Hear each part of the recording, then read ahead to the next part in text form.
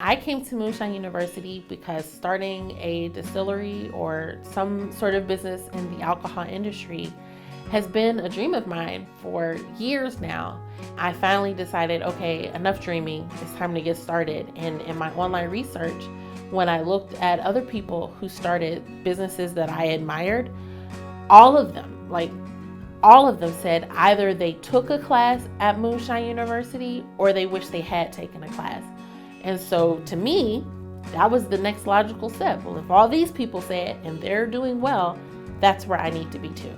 What I learned during the course, what I would like my end goal to be, is that I don't necessarily want to be the person hauling grain and operating the actual still. I like knowing how it works, but that's not where my strengths lie. I want to have a company that is an umbrella of several brands. It's one thing to think, oh, well, I know I don't just want one type of gin, or I don't want just one flavor of RTD, but it's another to say, well, how do I get those flavors that actually taste good and make sense? So to get the flavor mentor, see how that process works, and to see that, it's a very clean and structured environment that really is about supporting people building their brands, that was helpful.